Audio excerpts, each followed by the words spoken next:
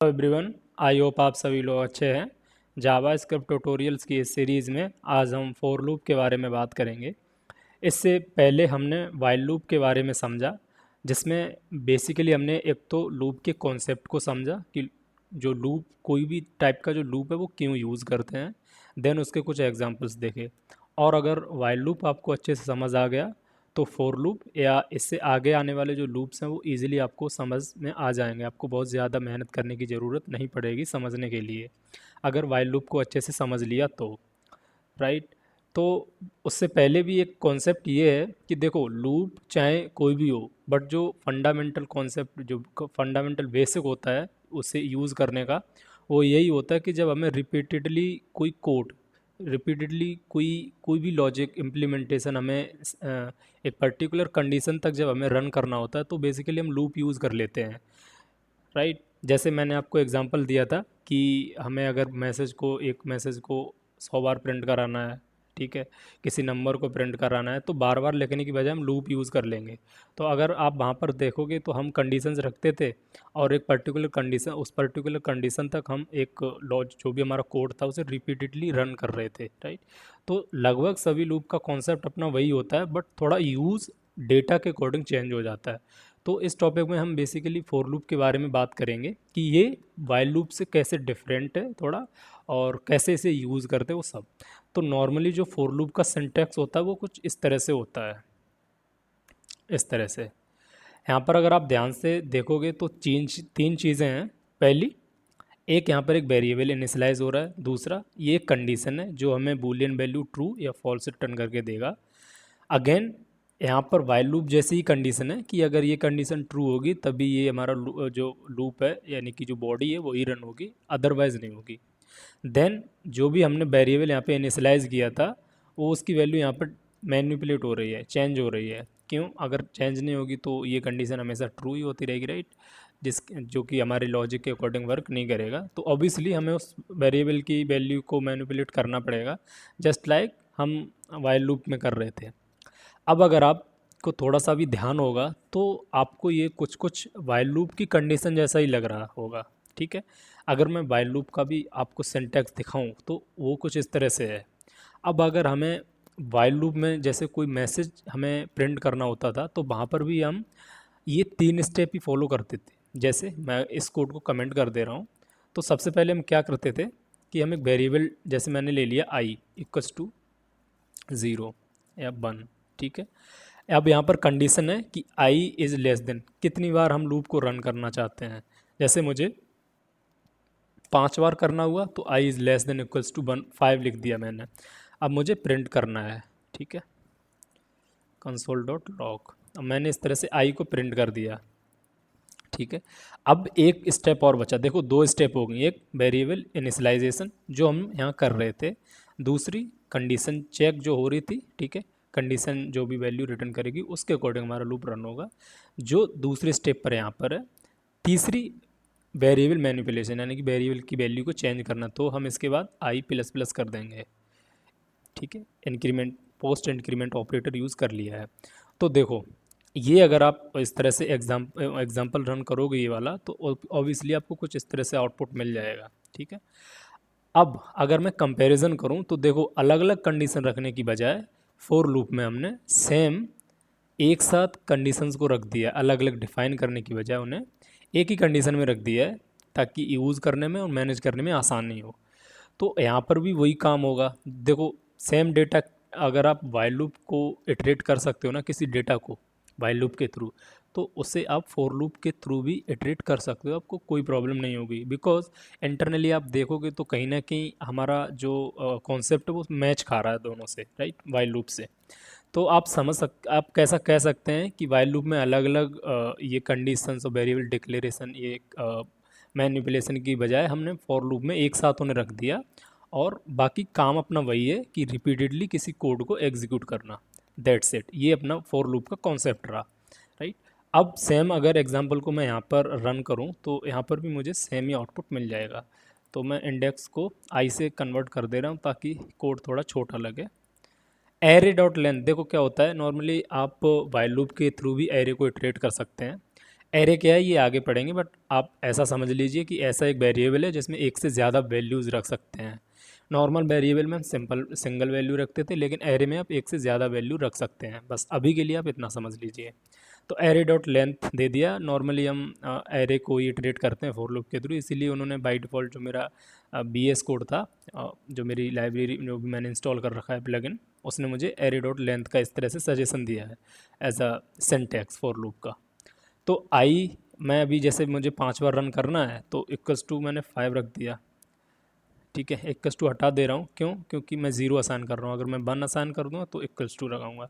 ये छोटी छोटी बातें आपको ध्यान रखनी है, ये काफ़ी इम्पैक्ट डालते हैं, ठीक। अब मैंने कंसोल डॉट लॉग उधर किया था, तो मैं लॉग यहाँ भी कर देता हूँ, आई को प्रिंट कर देता हूँ। अब देखो, अगर आप देखोगे तो तीनों चीज़ें मैंने एक जगह पर लिख दी, अलग अलग नहीं लिखी हैं।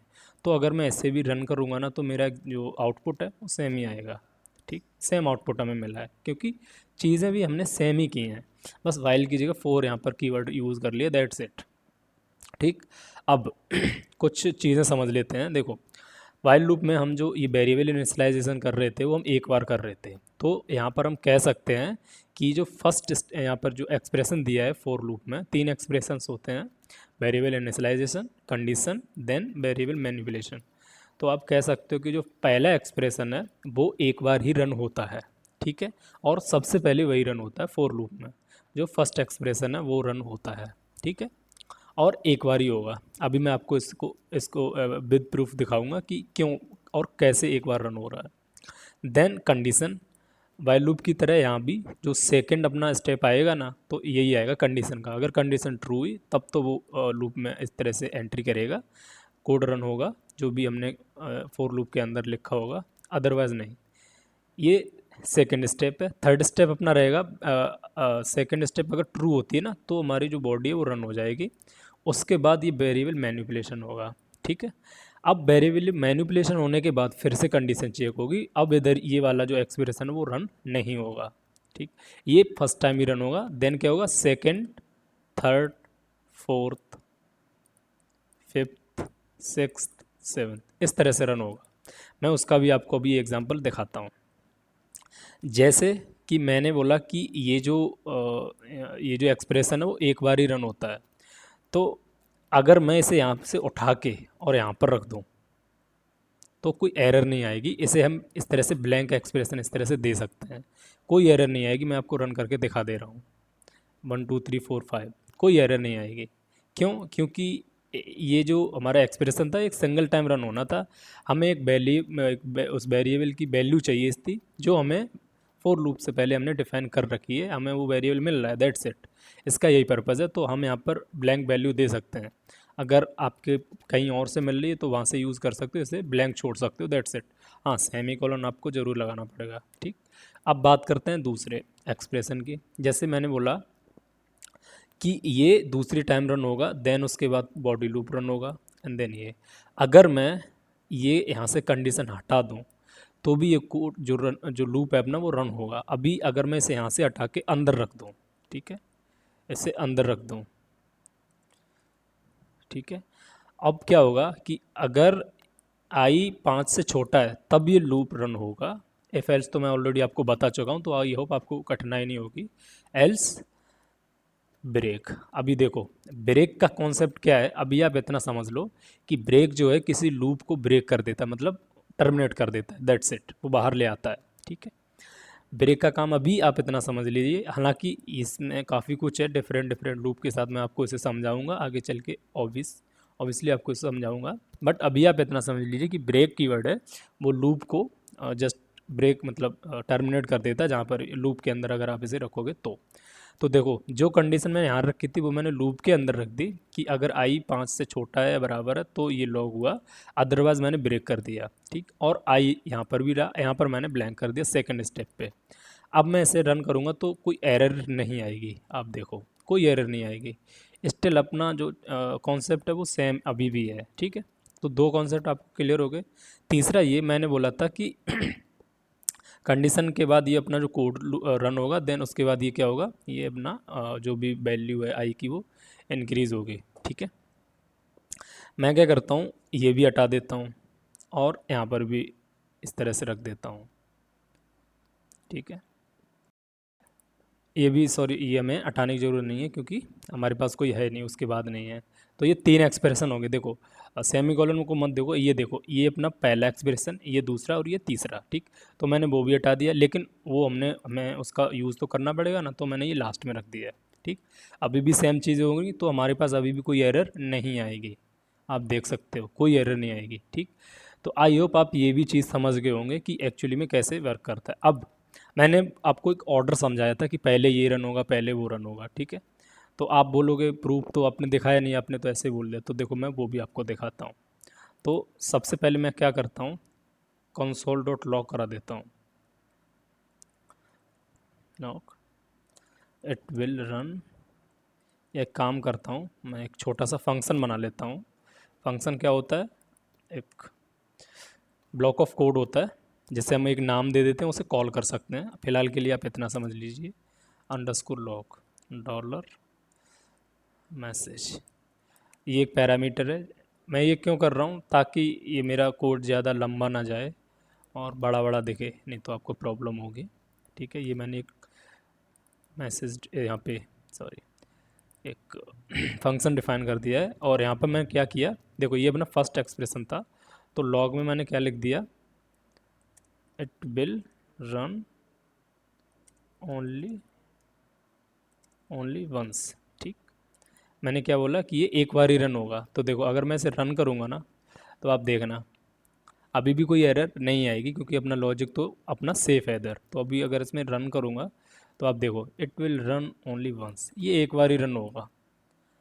तो आई होप आप इससे क्लियर हो गए होंगे कि नहीं, लूप कितनी बार भी चले, ये एक बार ही रन होगा, ठीक है। अब बात कर लेंगे इसकी, ये जो अपनी सेकंड एक्सप्रेशन था, इसे मैं हटा दे रहा हूँ अभी के लिए, और सेकंड पे रख दिया, और थर्ड पे भी रख दे रहा हूँ ताकि आपको पता चल जाए, ठीक है।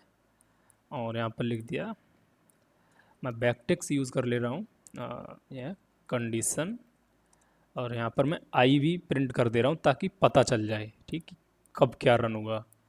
देन यहाँ से यहाँ पर भी मैं कंडीशन की जगह लिख दे रहा हूँ बेर वैल्यू, ठीक है। आई यहाँ पर भी लिख दिया, जिससे पता चल जाए कि उसका ऑर्डर क्या है। देखो मैंने आपको ऑर्डर कैसा समझाया, एक पहले ये रन होगा, देन ये, देन बॉडी लूप ये रन होगा, उसके बाद ये वैल्यू चेंज होगी, ठीक है। देन फिर कंडीशन चेक होगी, देन लूप चलेगा, अगर ट्रू हुई देन ये फिर कंडीशन जो वेरिएबल मैनिपुलेशन है वो होगा, ठीक। अब देख लेते हैं ये भी, ठीक। कंडीशन वन, देखो क्या होता है कि एक्चुअली इसे, जैसा कि मैंने बताया कि कंडीशन यहाँ पर अगर हम कोई रखेंगे, तो वेरिएबल जो जो वैल्यू वो बूलियन वैल्यू आनी चाहिए। तो मैं क्या करता हूँ, फंक्शन को ट्रू रिटर्न करा देता हूँ। तो नहीं तो क्या होगा, ये वैल्यू वेरिएबल नल रिटर्न कर रहा होगा, इसलिए फॉल्स कर दे रहा है, इसीलिए एक बार ही रन हुआ है ये, ठीक है। अभी मैंने ट्रू रिटर्न रिटर्न कर दिया। अभी देखना आप, अभी देखो कंडीशन वन देन वन, यानी कि बॉडी लूप ये चला, ठीक। देन बैर, अभी देखो ये इसकी वैल्यू इंक्रीज होगी, इसीलिए ये बैर टू आ गया, ठीक है। देन मैंने क्या बोला था, अब ये फर्स्ट एक्सप्रेशन को रन होगा नहीं, अब डायरेक्ट कंडीशन रन होगी। तो देखो कंडीशन टू, ये दो प्रिंट हो गया, यानी कि लूप चला, लूप चलने के बाद फिर से वेरिएबल जो है वो यहाँ से अपना जो है मैनिपुलेट होगा। अभी मैंने प्रिंट करा रखा है, लेकिन जस्ट समझाने के लिए कि उसका फ्लो क्या है। देन ये रन हुआ, देन क्या condition again, condition two loop और बैर थ्री, यानी कि ये manipulation. Then condition three and three loop चला, एंड बैर फोर, यानी कि मैनिपुलेशन। तो आई होप आप अब आपको ये काफ़ी चीज़, इसका जो फॉर लूप का जो कॉन्सेप्ट था उसमें काफ़ी चीज़ें श्योर हो गए होंगे कि हाँ, लूप को इस तरह से भी यूज़ कर लिया जा सकता है, और फ्लो क्या है उसका, ठीक है। चलिए अब इसका कुछ एग्जांपल्स देख लेते हैं फॉर लूप के। तो ये सब मैं हटा दे रहा हूँ क्योंकि इसकी मुझे ज़रूरत नहीं है। तो जैसा कि हमने एक टेबल प्रिंट कराई थी वो वाइल लूप में, वो यहाँ पर भी देख लेते हैं। ये क्या हो गया, डुअल फॉर लूप आ गया, इसे भी समझेंगे। तो उसमें हमने दो चीज़ें ली थी, एक तो इंडेक्स अपनी, ठीक है, 0 1 2 मेंटेन करने के लिए। अगर मैं इंडेक्स को आई कर दे रहा हूँ, और एक नंबर ले रहा हूँ, लाइक मुझे अगर 10 की चाहिए तो वो ले लिया num = 10, ठीक। आई इक्वल्स टू 1, क्योंकि हमें 1 से चाहिए, अदरवाइज 0 से स्टार्ट होगा। I is less than equals to 10, इतनी बार मुझे चाहिए। अब मैं लॉक करा दे रहा हूँ, सिंपल लॉक करा दे रहा हूँ।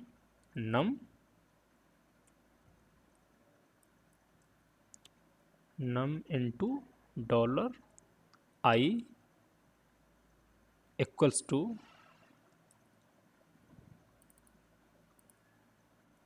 Num into I. ठीक है, क्या कर रहा हूँ, नंबर प्रिंट कराया, देन इंडेक्स एंड उनका जो है जो मल्टीप्लिकेशन करवा दिया आपस में, दैट्स इट। अभी देखो वाइल लूप में करते तो 2 स्टेप ज़्यादा लिखनी पड़ती हैं, यही इसमें अंतर है, थोड़ा कोड बच जाता है। आप देखोगे अपना एग्ज़ाम जो रिज़ल्ट है वो सेम ही आएगा एग्जाम्पल का, देख सकते हो आप। 10 इंटू 10 100, जितने बार भी आप चाहते हो वो ईजिली आप प्रिंट करा सकते हो, कोई इशू नहीं है। ठीक, देखो लूप को मैं पहले इसलिए पढ़ा रहा हूँ क्योंकि अभी मैंने एरे, स्ट्रिंग और ऑब्जेक्ट नहीं पढ़ाया, क्योंकि अगर आप मैं वो पढ़ा देता तो उसे थोड़ा समझाने में प्रॉब्लम होती, क्योंकि वहाँ पर मैं फिर लूप यूज़ करता। अभी लूप आप समझ जाएंगे, देन हम वो एरे और स्ट्रिंग समझ लेंगे, तो उसमें कोई प्रॉब्लम नहीं होगी। ठीक है, तो आई होप आपको ये समझ आया होगा कि बेसिकली कैसे ये रन करता है, कॉन्सेप्ट क्या है, कैसे कैसे कंडीशंस हैं, सब समझ आया होगा।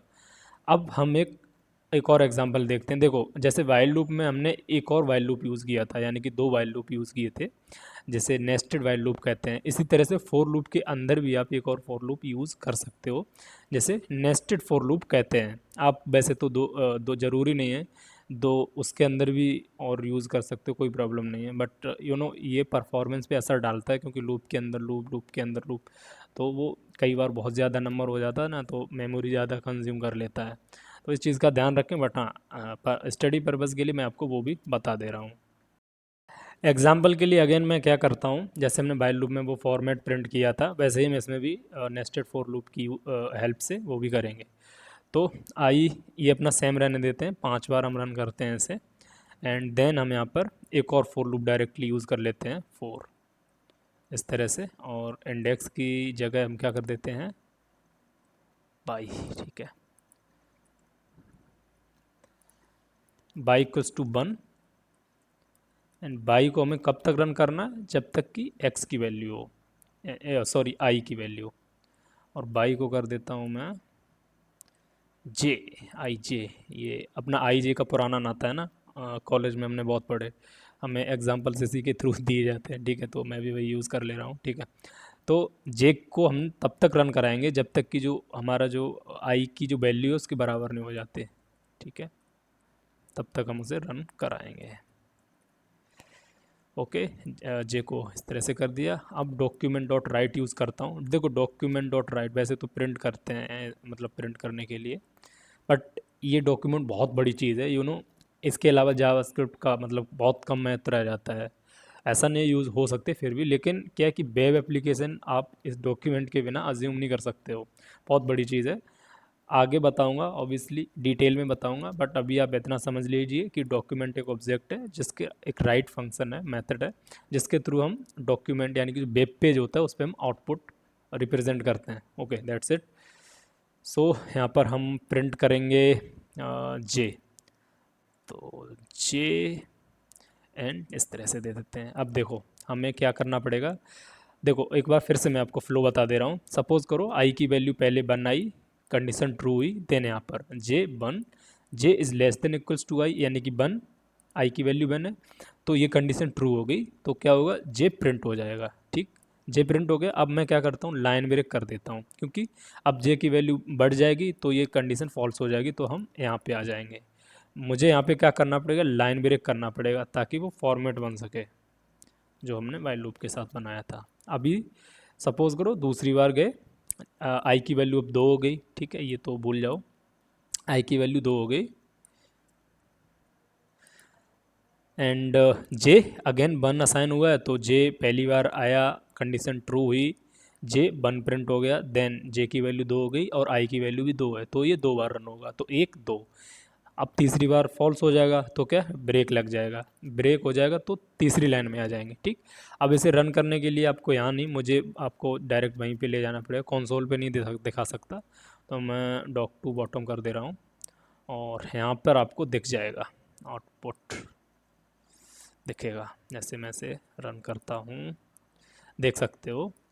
अभी भी नहीं तो मैं इसे क्या करता हूँ, अब आपको दिख रहा होगा, ये अपना रहा आउटपुट। ठीक है, एक दो, एक दो तीन, कैसे भी कर लो। अगर आपको स्टार चाहिए तो स्टार प्रिंट करा दो, आपको 10 बार चाहिए तो इस तरह से। आपको अंदर नहीं चेंज करना, जस्ट बाहर चेंज कर दीजिए, वो हो जाएगा इस तरह से। आप देख लो 10 तक हो जाएगा।